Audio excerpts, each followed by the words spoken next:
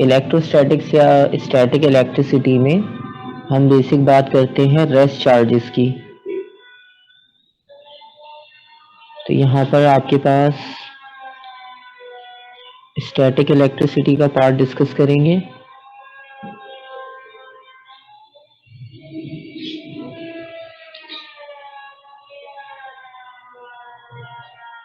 Electric current जो है वो बिल्कुल सेपरेट सेक्शन है, उसमें आपके पास सारे चार्जेस मोशन में होंगे, वहाँ पे मूविंग चार्जेस की बात होगी। और जो स्टैटिक का वर्ड यूज कर रहे हैं, स्टैटिक का मतलब ये है कि आप यहाँ पर सिर्फ रेस्ट चार्जेस की बात करोगे और कोई इसमें यहाँ पर चार्जेस की मूवमेंट नहीं होगी, तो इलेक्ट्रिक करंट का भी कॉन्सेप्ट यहाँ पर इंक्लूड नहीं होगा। और दूसरा जो इलेक्ट्रिसिटी है, अब static electricity study of rest charges.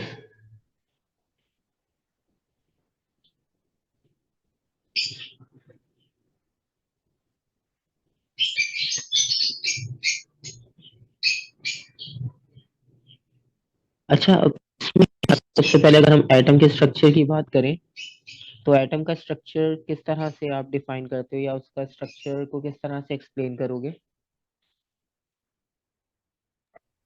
Smallest particle. Smallest particle, ठीक है। और जो उसका स्ट्रक्चर फाइनलाइज डिफाइन किया था, वो फाइनल स्ट्रक्चर इस तरह से होता है कि उसके सेंट्रल पार्ट न्यूक्लियस होगा और उसके सराउंडिंग में जो है वो इलेक्ट्रॉन्स रिवॉल्व कर रहे होंगे। और सेंटर में जो न्यूक्लियस हो गया, न्यूक्लियस में कौन कौन से पार्टिकल्स होंगे? Protons and neutrons. Protons and neutrons. आपके पास जो सेंटर होगा उसमें दो एलिमेंट्स होते हैं, प्रोटॉन और न्यूट्रॉन्स।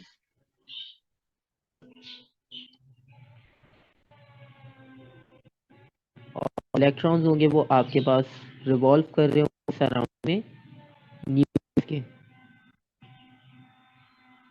और जो इलेक्ट्रॉन वो सिर्फ रिवॉल्व कर रहे होंगे सराउंडिंग में न्यूक्लियस में, हमारे पास सिर्फ दो पार्टिकल्स होंगे। अब क्योंकि हमने चार्जेस की बात करनी है तो हम इन्हीं पार्टिकल्स की बात करेंगे, क्योंकि एटम में जो चार्जेस हैं उन्हीं की मूवमेंट को हमने डिस्कस करना है। तो इलेक्ट्रॉन जो है वो सिर्फ रिवॉल्व करेंगे अराउंड न्यूक्लियस। और इसके बाद अगर बात करते हैं हम चार्जेस की, तो चार्जेस को किस तरह से हम यहाँ पर लिख सकते हैं, कितने तरह के चार्जेस होंगे टोटल? पॉजिटिव, नेगेटिव और और नो चार्ज। ठीक है, हमारे पास दो चार्जेस होते हैं, दो डिफरेंट तरह के। और उसके अलावा जो न्यूट्रॉन है, न्यूट्रॉन क्योंकि आपके पास न्यूट्रल है तो इसलिए उस पर कोई चार्ज नहीं होता, तो हम सिर्फ इलेक्ट्रॉन की बात करेंगे और प्रोटॉन की बात करेंगे। ठीक है,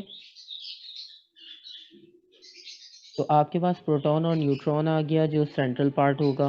और सेंट्रल पार्ट के अलावा अगर आप पॉजिटिवली चार्ज पार्टिकल्स की बात करते हो,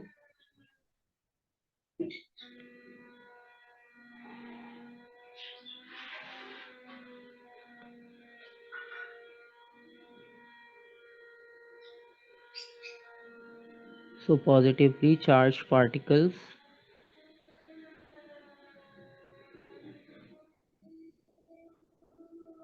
are known as protons,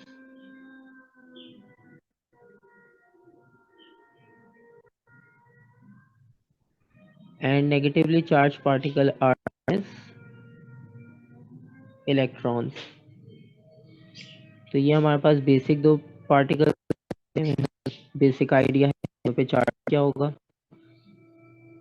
electron और नेगेटिव चार्ज पार्टिकल।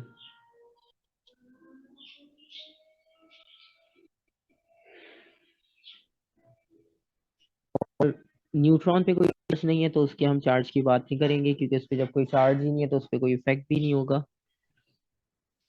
और इसके अलावा अगर हम इनके इफेक्ट की बात करें, तो इनका इफेक्ट भी हमें पता है कि अगर आपके पास दोनों सेम चार्जेस हो तो सेम चार्जेस रिपेल करेंगे या अट्रैक्ट करेंगे? अगर दोनों सेम चार्जेस प्लस प्लस तो रिपेल करेंगे, ठीक है, तो एक प्रॉपर्टी ये हो जाएगी कि same charges repel each other,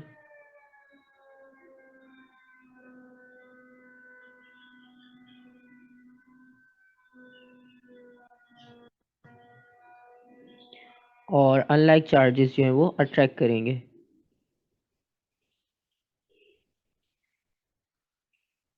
unlike charges attract each other. और अलावा अगर हम चार्जेस की बात करें, अगर पार्टिकल पे पॉजिटिव चार्ज है और किसी पार्टिकल पे नेगेटिव चार्ज है, तो उसकी बैकग्राउंड आपके पास थ्योरी क्या है, उसका बैकग्राउंड आपके पास प्रोसेस क्या है।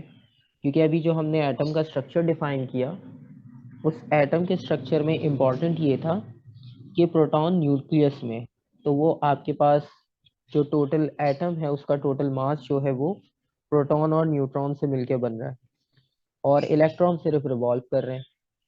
तो अगर आपने ये देखना हो कि किसी पार्टिकल पे पॉजिटिव चार्ज और नेगेटिव चार्ज कैसे आ सकता है, तो उसमें हमें ये पता होना चाहिए कि कौन से चार्जेस आपके पास ट्रांसफर होंगे। ठीक है, हम यहाँ पे मूवमेंट की बात नहीं कर रहे, हम यहाँ पे ट्रांसफर की बात कर रहे हैं।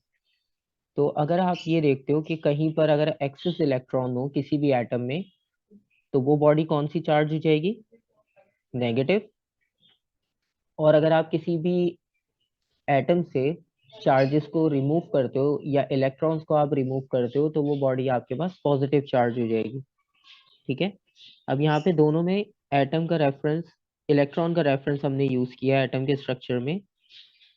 अगर हम एटम की बात कर रहे हैं, तो उस एटम में दो तरह की पॉसिबिलिटीज हैं। एक पॉसिबिलिटी ये कि अगर आपके पास एक्सेस इलेक्ट्रॉन्स हो, यानी आपके पास इलेक्ट्रॉन्स मेजॉरिटी क्वांटिटी में हो, तो आपके पास बॉडी पे कौन सा चार्ज होगा।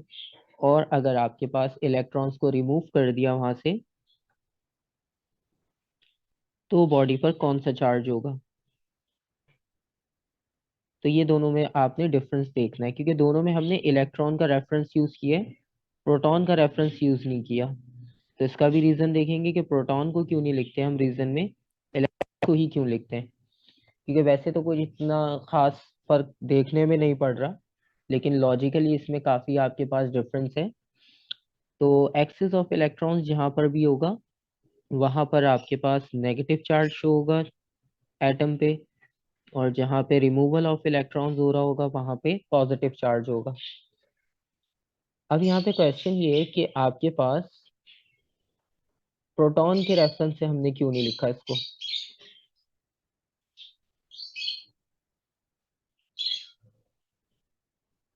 क्योंकि प्रोटॉन्स भी तो हैं आपके पास, वो भी तो चार्ज है प्लस। तो प्रोटॉन के रेफरेंस से हमने क्यों नहीं डेफिनेशन को लिखा, हमने इलेक्ट्रॉन के रेफरेंस से ही क्यों एक्सप्लेन किया। कोई खास रीजन।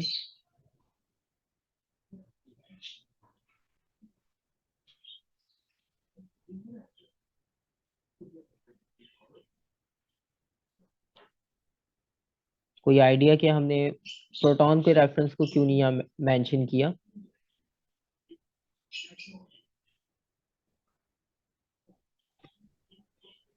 अच्छा, अब इसका रीजन ये है बेसिक, क्योंकि इलेक्ट्रॉन जो है वो रिवॉल्व कर रहे हैं, और रिवॉल्व करने का मतलब ये है कि उनके पास इतना एक्सेस है कि वो इजीली आपके पास ट्रांसफर हो सकते हैं एक एटम से दूसरे एटम में। ठीक है, लेकिन जो प्रोटॉन और न्यूट्रॉन का केस है, ठीक है, वो दोनों मिलकर आपके पास एटम का न्यूक्लियस बना रहे हैं।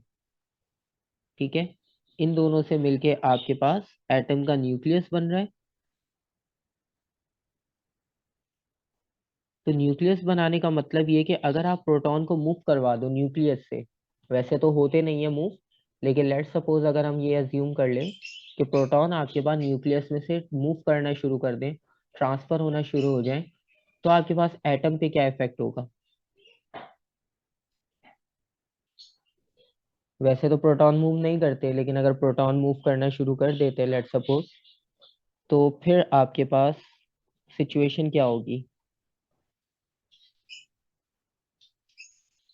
तो यहाँ पर कंडीशन ये आपके पास कि only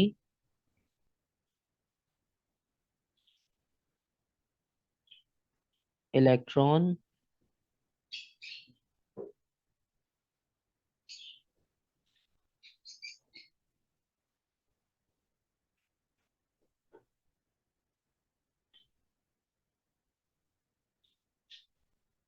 from one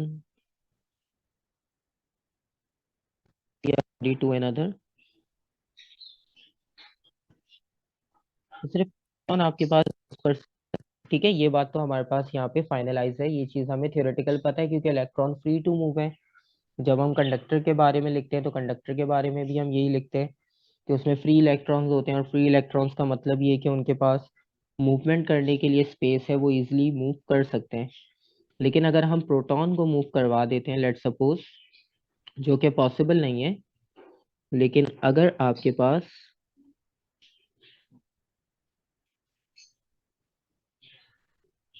if proton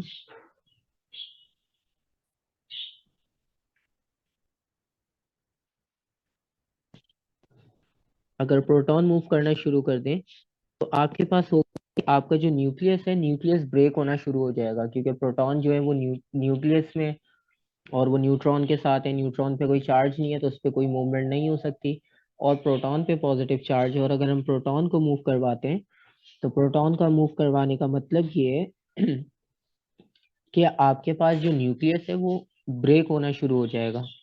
यानी इन शॉर्ट हम ये कह सकते हैं कि जो आपके पास सॉलिड स्ट्रक्चर है, जो एटम से मिलके बन रहा है, वो सॉलिड स्ट्रक्चर आपके पास डिफॉर्म होना शुरू हो जाएगा। जिस तरह हमने इलास्टिक डिफॉर्मेशन में पढ़ा था कि शेप और साइज में चेंज आ जाता है आपके पास, तो इसी तरह से सॉलिड आपके पास डिफॉर्म हो जाएगा अगर प्रोटॉन्स मूव करना शुरू कर दें। ठीक है, वरना ये हो रहा होता है कि जहाँ पे आपके पास चार्जेस का ट्रांसफर हो रहा होता, तो वहां पर जो है वो ऑटोमेटिक जो सॉलिड्स हैं आपके पास, उनकी शेप चेंज होना शुरू हो जाती। ठीक है, क्योंकि प्रोटॉन न्यूक्लियस में वो आपके पास एटम का मास बनाने में आपको हेल्प कर रहे हैं, तो अगर आप उन्हें ही मूव करवा दोगे सेंटर से तो आपका पूरा स्ट्रक्चर जो है वो ब्रेक होना शुरू हो जाएगा। ठीक है, तो वहां पर जो है वो डिफॉर्मेशन का प्रोसेस होगा। तो इसलिए हम सिर्फ इलेक्ट्रॉन के मूवमेंट की बात करेंगे, प्रोटॉन के मूवमेंट को आप नहीं लिख सकते, हमेशा आप न्यूट्रॉन के रेफरेंस से लिखोगे। या तो न्यूट्रॉन आपके पास एक्स्ट्रा ऐड हो रहे हैं तो नेगेटिव चार्ज आ रहा है बॉडी पे, या तो आपके पास इलेक्ट्रॉन्स रिमूव हो रहे हैं तो पॉजिटिव चार्ज आ रहा है बॉडी पर। ठीक है, प्रोटॉन की मूवमेंट नहीं होगी कहीं पर भी। लॉजिकली कहीं भी क्वेश्चन में पूछा जाए आपसे तो ये बात याद रखनी है कि सिर्फ इलेक्ट्रॉन की मूवमेंट पॉसिबल है, प्रोटॉन्स की मूवमेंट पॉसिबल नहीं है। ठीक है, जी। तो एक इम्पॉर्टेंट रीजन ये हो गया। ठीक है, वरना हम ये लिख देते हैं बिना सोचे हुए कि हाँ प्रोटॉन ट्रांसफर होगा तो पॉजिटिव चार्ज आ जाएगा दूसरी बॉडी पे, इलेक्ट्रॉन होगा तो नेगेटिव चार्ज। लेकिन प्रोटॉन मूव नहीं करता, उसका रीजन हमने देख लिया कि उसकी वजह से आपके पास न्यूक्लियस ब्रेक होगा, सॉलिड डिफॉर्म होगा। और ये वाले पॉइंट्स भी हमने देख लिए कि सेम चार्जेस रिपेल करेंगे और अनलाइक चार्जेस अट्रैक्ट करेंगे एक दूसरे को। और इसके अलावा हमने ये देखना है, क्योंकि हमने यहाँ पर मोशन की बात नहीं करनी, और मोशन की बात ना करने का मतलब ये है कि चार्जेस पे ट्रांसफर कैसे होंगे। ठीक है, तो चार्जेस का ट्रांसफर इस तरह से होगा कि हम यहाँ पे चार्जेस के ट्रांसफर की जो एग्जांपल लेंगे उसमें ट्रांसफर दो तरह से पॉसिबल है।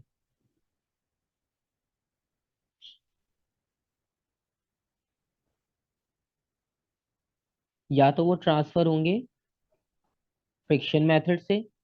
ठीक है, तो एक मेथड आपके पास फ्रिक्शन का है, मतलब आप एक ऑब्जेक्ट को दूसरे ऑब्जेक्ट के साथ रख के उस पर स्लाइड कर दो, उसे रब कर दो, तो आपके पास चार्जेस जो है वो ट्रांसफर हो सकते हैं।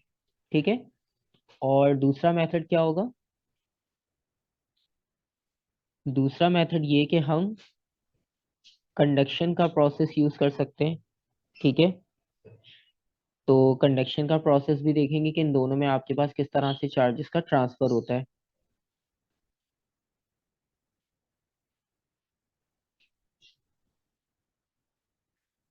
कंडक्शन लिख लो, या इसके बदले हम इसको इंडक्शन लिख लें, इलेक्ट्रोस्टैटिक इंडक्शन, तो वो ज़्यादा बेहतर है। मेथड कि किस तरह से चार्जेस को ट्रांसफर कर सकते हैं, by mean of friction, by mean of induction. तो ये दो मेथड्स हमने देखने हैं और चार्जेस की प्रॉपर्टीज को फर्दर डिस्कस करना है। तो स्टैटिक इलेक्ट्रिसिटी में आपके पास कुछ इतना मेजर पार्ट नहीं है, बेसिकली इसमें आपने ट्रांसफर देखना है और बेसिक प्रॉपर्टीज देखनी है, क्योंकि ये चैप्टर आपके पास स्टार्टिंग है इलेक्ट्रिसिटी सेक्शन में, तो इसमें पहले आपको चार्जेस की बेसिक्स पता हो, फिर हम उसकी एडवांस एप्लीकेशंस फार्मूला और कैलकुलेशन कर सकते हैं। ठीक है, यहाँ तो कोई क्वेश्चन? नहीं। ठीक है। अब उसके बाद जो हमारे पास नेक्स्ट पार्ट है, वो नेक्स्ट पार्ट ये है कि अगर हम चार्ज की वैल्यू लिखें और चार्ज की यूनिट की बात करें,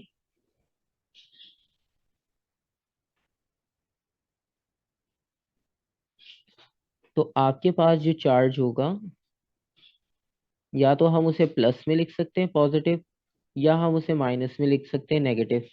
ठीक है, क्योंकि दो पॉसिबिलिटीज हैं। और चार्ज ऑन प्रोटॉन और चार्ज और इलेक्ट्रॉन की अगर हम बात करें, तो प्रोटॉन का अगर हम चार्ज लिखें और इलेक्ट्रॉन का हम चार्ज लिखें, तो दोनों की वैल्यूज आपके पास सेम होती है, क्योंकि ऑलमोस्ट जितने नंबर ऑफ प्रोटॉन एटम में होते हैं उतने ही नंबर ऑफ इलेक्ट्रॉन्स होते हैं, क्योंकि नॉर्मल स्टेट में बॉडी आपके पास न्यूट्रल होती है। जो बॉडी चार्ज है उसकी तो एग्जाम्पल एक अलग है, लेकिन जब तक उस पे बॉडी पर कोई चार्ज नहीं होता, तो तब तक आप ये कह सकते हो कि बॉडी जो है वो न्यूट्रल है। तो यहाँ पर जो चार्जेस होंगे आपके पास, वो चार्जेस की वैल्यू ये होगी कि आप प्रोटॉन के लिए लिखोगे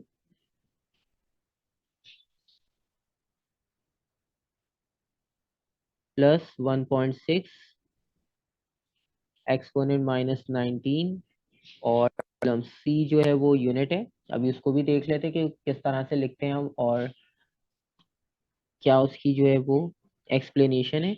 और अगर आप इलेक्ट्रॉन को डिफाइन करते हो, तो इलेक्ट्रॉन 1.6 एक्सपोनेंट -19 भी सेम है। आपके पास ये इस साइन का चेंज आ रहा है, एक प्लस है और एक माइनस है। और अब ये जो कैपिटल सी लास्ट में एसआई यूनिट लिखा है, इस एसआई यूनिट का मतलब ये, या ये सी का जो वर्ड यूज किया हमने, ये एसआई यूनिट है। और चार्ज का एसआई यूनिट जो हम यूज करते हैं वो कूलम है।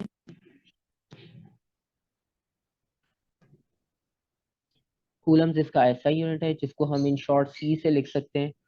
और इसके अलावा भी जो सिंबल्स सर यूज, ये किसका ऐसा यूनिट है? ये चार्जेस के लिए, अच्छा। ये एसआई यूनिट आपके पास चार्ज के लिए कूलम्स। और जरूरी नहीं है कि सिर्फ हमेशा हर बार कूलम लिखा हो, क्योंकि आप वैल्यू देखो कितनी शॉर्ट है, -19 इसका पावर गिवन है, तो वैल्यू बहुत शॉर्ट होगी। तो नॉर्मली ये होता है कि वो इसके अलावा भी यूनिट्स यूज कर सकते हैं। और वो बाकी यूनिट्स कौन से हो सकते हैं, उसमें अगर हम प्रीफिक्स के साथ इसे लिखना चाहें, तो इसका एक यूनिट आपके पास माइक्रो कूलम हो सकता है। ठीक है, वो जो म्यू का सिंबल बना है वो माइक्रो को रिप्रेजेंट कर रहा है, माइक्रो कूलम। और उसके अलावा माइक्रो की अगर आपने वैल्यू को मार्क करना हो, तो माइक्रो के लिए हम वैल्यू लिखते हैं 10⁻⁻⁶। उसके अलावा अगर और यूनिट की हम बात करते हैं, तो उसमें नैनो कूलम्स हो सकता है।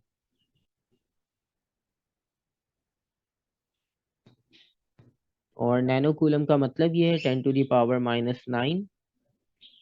नैनो रिप्रेजेंट करेगा 10⁻⁹ को। ठीक है, तो ये कुछ आपके पास अलग यूनिट्स हैं। ज़रूरी नहीं है कि बहुत हर क्वेश्चन में ये यूज़ हो रहे हो, लेकिन फिर भी आपको आइडिया होना चाहिए, क्योंकि वैल्यू इतनी शॉर्ट है, तो हम उसको माइक्रो नैनो में भी वो वैल्यूज गिवन हो सकती हैं। ठीक है, जिस तरह हम दूसरे उसमें पढ़ते थे, अभी किलो पास्कल्स हमने देखा, किलो थाउजेंड के लिए यूज़ किया।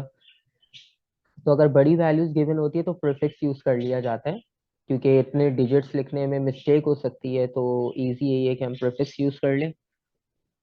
और उसके अलावा ये हो गया आपके पास चार्ज की वैल्यू, चार्ज का ऐसा यूनिट जो हम यूज कर सकते हैं प्रोटॉन और इलेक्ट्रॉन्स के लिए। उसके अलावा नेक्स्ट अगर हम इसको कंटिन्यू करें, तो अभी जो हमने अट्रैक्शन और रिपल्जन की बात की, तो वो अट्रैक्शन और रिपल्जन की भी आपके पास डिटेल होती है, कि उसको डिटेल आप किस तरह से एक्सप्लेन करते हो, उसकी डायरेक्शन क्या होती है, किस डायरेक्शन में मूवमेंट होगी, वो सब भी हमें देखना है। और उसका रीजन आपके पास इस तरह से, उसकी फील्ड की डायरेक्शन इस तरह से कि उसके लिए आपके पास सबसे पहला जो कॉन्सेप्ट होगा वो होगा इलेक्ट्रिक फील्ड का।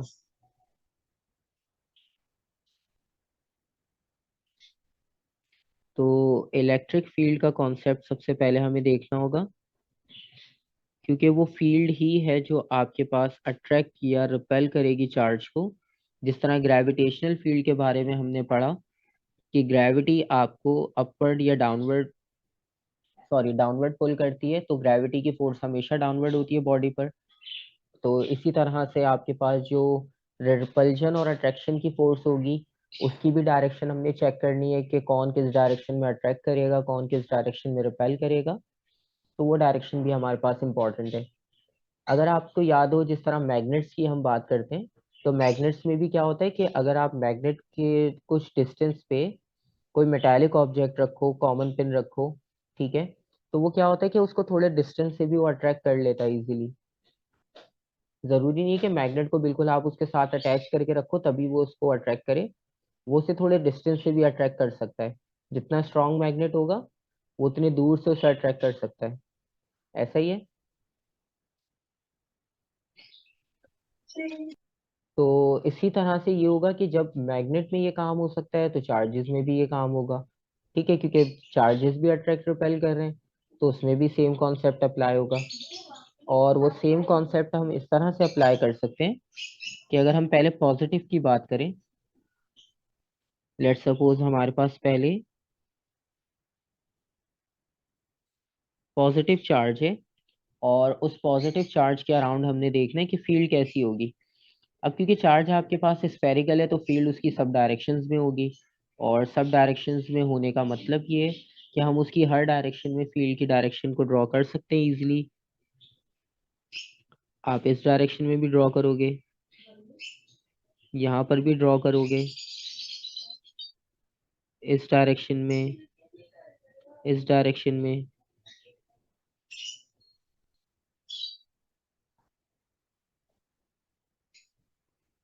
तो हम सब डायरेक्शंस में उसकी फील्ड को रिप्रेजेंट कर सकते हैं, क्योंकि वो चार्ज है, उसकी डायरेक्शन जो है वो फील्ड हर पॉइंट पर होगी। ऐसा नहीं है कि किसी एक स्पेसिफिक पॉइंट पर हो, वो सब पॉइंट्स पे पॉसिबल है। और उसी के साथ फिर हम एक नेगेटिव चार्ज को देखें अगर, तो लेट सपोज आपके पास नेगेटिव चार्ज जो है,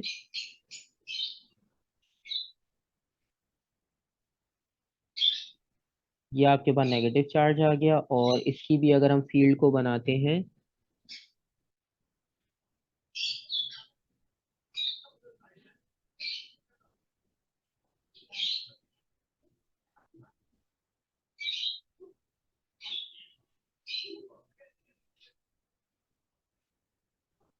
ठीक है, तो इसमें भी हर डायरेक्शन में फील्ड इक्वल होगी।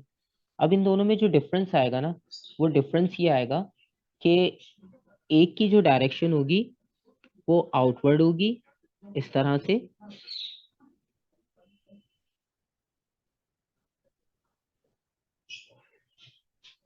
तो पॉजिटिव चार्ज में आप डायरेक्शन अगर देखो तो पॉजिटिव चार्ज में डायरेक्शन आउटवर्ड है, और जो नेगेटिव चार्ज की डायरेक्शन होगी फील्ड की, वो होगी। अब इसका रीजन भी देखते हैं और इसको हम लिख भी लेते हैं ताकि ये चीज भी याद रहे। जिस तरह वो मैग्नेट की डायग्राम बनाते हैं हम नॉर्थ टू साउथ, तो इसी तरह से जो है वो फील्ड की भी डायरेक्शन होती है, इलेक्ट्रिक फील्ड। और फील्ड को अगर आप डिफाइन करते हो, तो फील्ड को डिफाइन इस तरह से हम सिंपल कर सकते हैं कि region around a charge,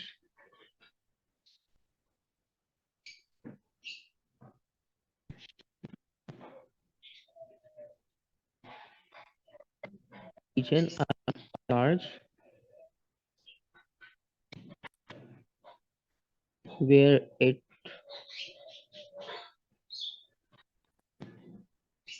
can exert force of attraction और repulsion। तो आपके पास वो रीजन या चार्ज के अराउंड, जिस तरह से अभी हमने फील्ड बनाई है, ठीक है, तो उस फील्ड के अंदर कोई दूसरा चार्ज हो तो वो आपके पास अट्रैक्ट या रिपेल होना चाहिए। लेट सपोज अगर हम यहाँ पर एक चार्ज रखते हैं, यहाँ पर हमने एक नेगेटिव चार्ज रखा, तो इस नेगेटिव चार्ज पर कौन सी फोर्स अप्लाई होगी? अट्रैक्शन या रिपल्जन? अट्रैक्शन। यहाँ पे अट्रैक्शन होगी, ठीक है, क्योंकि ऑपोजिट चार्ज है। और अगर इसी के कंपैरिजन में हम एक पॉजिटिव चार्ज रखते थे, तो उस पॉजिटिव चार्ज पे क्या होता? यहाँ पर हमने एक पॉजिटिव चार्ज रखा, तो पॉजिटिव चार्ज रिपल्जन। रिपल्जन हो जाएगी, ठीक है। और अगर कोई फील्ड के बाहर चार्ज रख, लेट सपोज चार्ज जो हमने रखा, तो इसकी फील्ड से बहुत बाहर रख दिया, ठीक है, चार्ज आपने इस पॉइंट पे रखा है। अब देखो इसकी फील्ड की रेंज नहीं है वहां तक, जो फील्ड की रेंज थी, अब उससे बाहर हमारे पास चार्ज है, तो इस पे क्या फोर्स होगी? अट्रैक्शन रिपल्जन होगी यहाँ पर या नहीं? थोड़ी सी होगी शायद। हाँ, अब देखो अगर ये रीजन के अंदर आ रहा है तो उस पे होगा, लेकिन अभी हमने इसको रीजन से बिल्कुल बाहर रखा है, क्योंकि जहां तक एरोज आपके पास ड्रॉ किए हैं वो उसका रीजन है, वो उसकी फील्ड है। तो फील्ड से बाहर अगर किसी चार्ज को आप रख रहे हो, तो इसका मतलब है यहाँ पर कोई भी फोर्स अप्लाई नहीं होगी। तो ना तो यहाँ पे इलेक्ट्रोस्टैटिक फोर्स होगी अट्रैक्शन की, ना आपके पास फोर्स होगी रिपल्जन की, क्योंकि ये फील्ड से ही बाहर है। और उसके अलावा अब जो डेफिनेशन लिखी है, region around a charge where it can exert force of attraction और रिपल्जन, तो इसका मतलब ये है कि अगर पॉजिटिव चार्ज होगा और उसके अराउंड हमने पॉजिटिव चार्ज ही रखा है तो रिपल्जन होगी, नेगेटिव रखा है तो अट्रैक्शन होगी। और ये जो इनवर्ड और आउटवर्ड डायरेक्शंस बनाई है, ये डायरेक्शंस भी याद रखनी है कि कौन सी डायरेक्शन किसके लिए अप्लाई होगी। तो इलेक्ट्रिक फील्ड की जो डायरेक्शन होगी वो पॉजिटिव टू नेगेटिव होगी या नेगेटिव टू पॉजिटिव?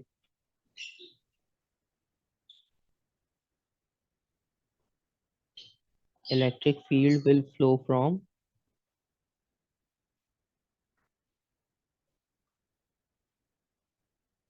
अब दोनों चार्जेस की आपके पास डायरेक्शंस बनी हुई है फील्ड की, तो फील्ड पॉजिटिव टू नेगेटिव जाएगा या negative to positive? Positive to negative. Positive to negative, क्योंकि आपके पास पॉजिटिव से जो फील्ड होगी वो आउटवर्ड है, और जो नेगेटिव पर फील्ड है वो इनवर्ड है। तो ये डायरेक्शंस भी हमेशा से सेम रहेंगी, कि जो पॉजिटिव की फील्ड होगी वो आपके पास आउटवर्ड है, क्योंकि फील्ड बढ़ना स्टार्ट करेगी, और जो होगा आपके पास उसकी फील्ड इनवर्ड होगी, क्योंकि जो भी फील्ड पॉजिटिव से बाहर जा रही है वो नेगेटिव पे रिसीव हो रही है, तो वहां पर फील्ड जो है वो इनवर्ड हो जाएगी। और इलेक्ट्रिक फील्ड के लिए अगर आप स्केलर और वेक्टर क्वांटिटी डिफाइन करो, तो इलेक्ट्रिक फील्ड स्केलर होगी या वेक्टर क्वांटिटी?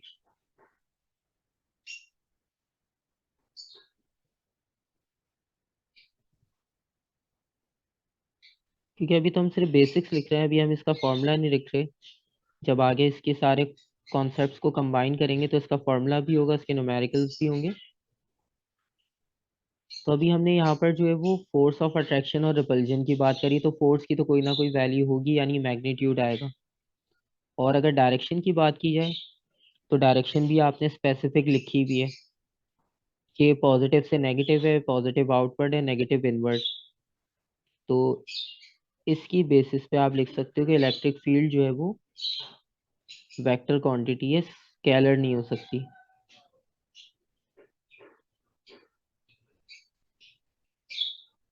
तो इलेक्ट्रिक फील्ड आपके पास वेक्टर क्वांटिटी होगी, इसमें हमारे पास मैग्नीट्यूड भी होगा कि फील्ड की वैल्यू क्या है, और उसकी डायरेक्शन भी इन्वॉल्व होगी, ठीक है।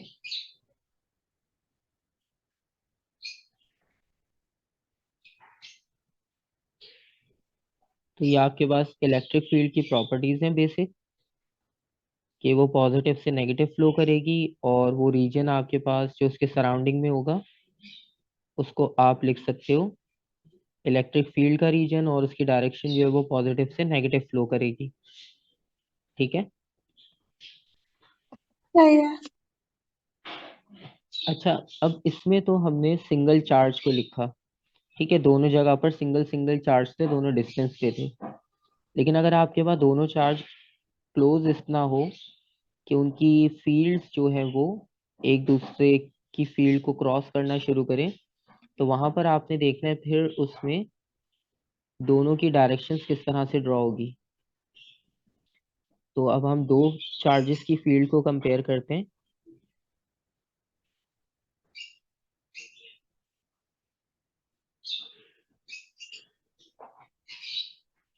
ठीक है, इसमें काफी बार क्वेश्चन ये होता है कि आपने फील्ड को ड्रॉ करके दिखाना होता है, आइडेंटिफाई करनी होती है डायरेक्शन। अगर आपके पास दो या दो से ज्यादा चार्जेस गिवन हो तो उसमें डायरेक्शन आपको भी ड्रॉ करनी आनी चाहिए। हर बार डायरेक्शन कंपलसरी नहीं है कि क्वेश्चन में गिवन हो।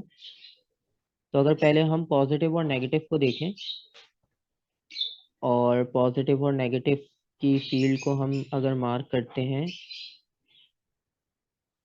तो यहाँ पे पॉजिटिव चार्ज, यहाँ पे नेगेटिव चार्ज। अब फील्ड जो फ्लो होगी, और चार्ज की फील्ड इतनी स्ट्रांग है कि वो एक दूसरे को अट्रैक्ट और रिपेल की फोर्स अप्लाई कर सकते हैं। तो यहाँ पर जब आप फील्ड की डायरेक्शन को ड्रॉ करोगे,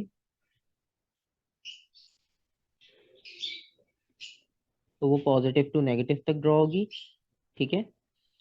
और अब क्योंकि वो स्फेरिकल फॉर्म में ना, तो हर जगह पर लाइन स्ट्रेट तो नहीं होगी, कहीं पर लाइन कर्व भी होगी, ठीक है। तो वो कर्व लाइन आपके पास इसके सराउंडिंग से कर्व लाइन बनेगी।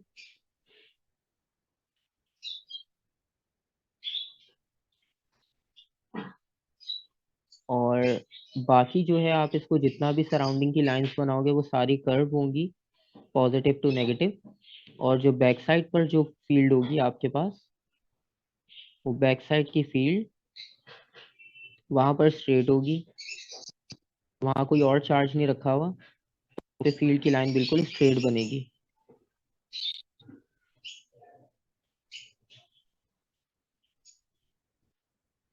ठीक है, अब इसकी डायरेक्शंस बस मार्क करनी है। तो नेगेटिव के लिए डायरेक्शन कहाँ मार्क करेंगे, इनवर्ड या आउटवर्ड?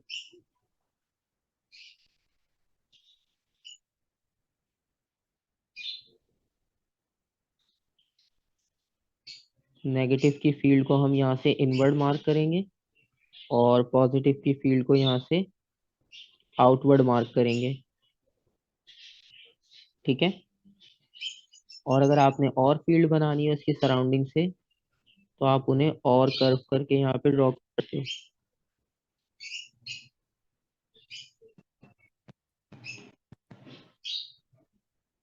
ठीक है।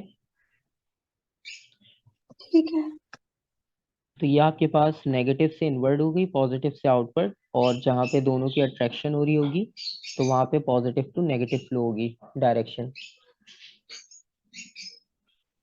तो ये आपके पास फर्स्ट कंडीशन हो गई कि जब आपके पास दोनों अनलाइक चार्जेस होंगे, यानी फोर्स ऑफ अट्रैक्शन होगी।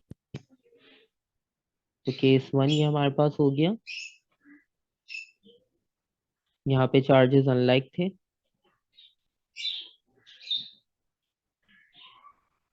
यहाँ पर जो फोर्स थी वो फोर्स ऑफ अट्रैक्शन थी।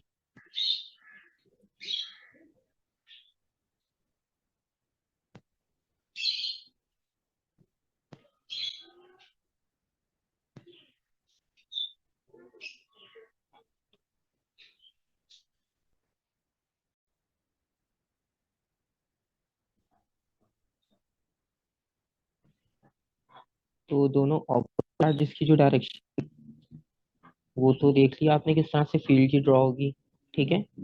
और केस टू जो आप ड्रॉ करोगे, लाइक दो इलेक्ट्रॉन्स भी ले सकते हैं, प्रोटॉन्स भी ले सकते हैं, वो हमारी चॉइस है, हम कोई भी ड्रॉ कर सकते हैं। लेकिन नॉर्मली प्रोटॉन के लिए इसलिए ड्रॉ कर रहे होते हैं क्योंकि प्रोटॉन की फील्ड आउटवर्ड होती है, ठीक है। वरना इलेक्ट्रॉन की भी सेम होगी, बस उसमें आप डायरेक्शन इनवर्ट बना लोगे। तो अब हमारे पास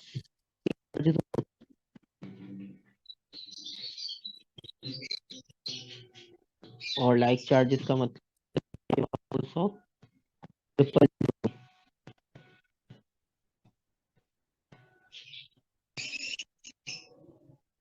फोर्स ऑफ रिपल्शन होगी। अब इसको हम फील्ड वाइज भी देख लेते हैं, क्योंकि field electric field vector quantity है, तो मैग्नीट्यूड तो हमें अट्रैक्शन रिपल्जन से मिल रही है, लेकिन अब हमने डायरेक्शन को देखना है। यहाँ पे दो पॉजिटिव चार्जेस हों, अब दोनों की जो फील्ड होगी वो आउटवर्ड होगी, पहली चीज तो ये, क्योंकि अभी जो हमने देखा कि आउटवर्ड होती है पॉजिटिव के लिए, तो अब हमारे पास वो फॉरवर्ड तो फ्लो करेगी, ठीक है, उसको करिए तो बैंड हो जाएगी, और सेम फील्ड पॉजिटिव के लिए, ठीक है, वहां से नीचे की तरफ बैंड हो जाएगी, बैंड हो जाएगी, और इसी तरह भी रिपल्जन शो, और भी रिपल्जन होगी,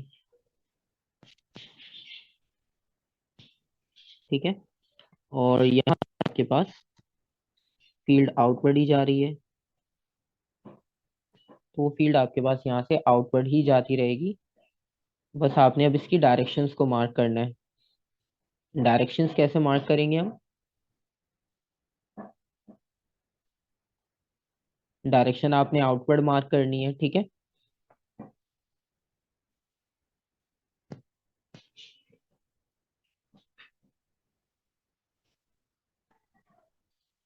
यहाँ पे जो डायरेक्शन सारी मार्क होंगी वो सारी आउटवर्ड होंगी, यहाँ से आउटवर्ड, यहाँ से आउटवर्ड, तो सारी फील्ड की डायरेक्शन आपके पास आउटवर्ड ही जाएगी।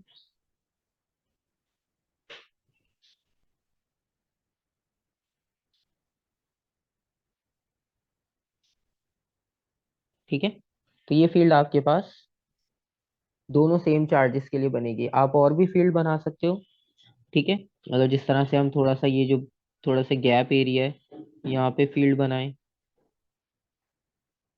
तो वो भी आपके पास इस तरह से चली जाएंगी आउटवर्ड डायरेक्शन में। तो ये आपके पास फील्ड की डायरेक्शन हो जाएगी फॉर चार्जेस, ठीक है। इसमें कोई कंफ्यूजन? नहीं सर। तो ये डायरेक्शन बनाना इंपॉर्टेंट है, क्योंकि डायरेक्शन के बारे में वो अगर पूछते हैं तो आपको डायरेक्शन का पता होना चाहिए। ऐसा नहीं कि सिर्फ हमसे वो नंबर्स, ये डायग्राम भी को आ सकती है, वरना फील्ड की डायरेक्शन को सिर्फ मार्क करना भी आ सकता है कि इनवर्ड आउटवर्ड कैसे मार्क करोगे, ठीक है।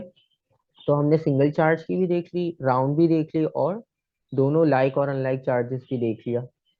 इसी तरह से अगर आपके पास दो पैरेलल प्लेट्स होती हैं, ठीक है, जिसपे कंप्लीट आपके पास पॉजिटिव चार्ज और नेगेटिव चार्ज, उस पे भी फील्ड इसी तरह से फ्लो करेगी, वो भी हम देख लेंगे किस तरह से होती है। और उसके अलावा एक चीज अगर आपने यहाँ पर नोट की हो, कि फील्ड लाइंस एक्ट नहीं कर रही, मतलब एक दूसरे को क्रॉस करके पास नहीं हो रही, ठीक है, सारी फील्ड जो है वो अपनी अपनी डायरेक्शन में फ्लो कर रही है। ऐसा नहीं है कि वो एक दूसरे को इंटरसेक्ट करते हुए क्रॉस करते हुए मूव करें। तो यहाँ पर जो है वो एक इम्पॉर्टेंट पॉइंट ये भी है कि लाइंस जो है वो इंटरसेक्ट नहीं करेंगी, वो मूव कर लेंगी, दोनों पैरेलल चली जाएंगी, लेकिन आपके पास वहां पे इंटरसेक्शन का प्रोसेस नहीं होगा, ठीक है। तो एक इम्पॉर्टेंट पॉइंट और यहाँ पर आ जाएगा कि इलेक्ट्रिक फील्ड लाइंस जो है वो इंटरसेक्ट नहीं करती कभी भी।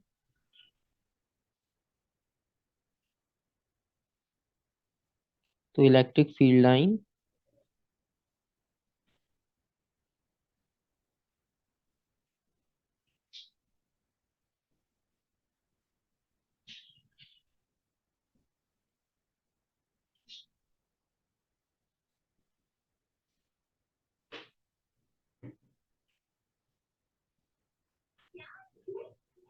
विल नेवर इंटरसेक्ट, ठीक है। तो इलेक्ट्रिक फील्ड लाइन इंटरसेक्ट नहीं करेंगी, ये एक इम्पॉर्टेंट हो गया, तो आपको फील्ड की लाइंस ड्रॉ करना भी इजी हो जाएगा, वरना कंफ्यूजन ये होता है कि हम कभी कभार इंटरसेक्ट करते हुए ड्रॉ कर देंगे, तो हमें इस चीज का ध्यान नहीं होगा। तो ये एक इम्पॉर्टेंट पॉइंट है कि इंटरसेक्शन वहां पर नहीं हो सकता, तो इंटरसेक्शन आपने वहां पे मार्क भी नहीं करना है, ठीक है।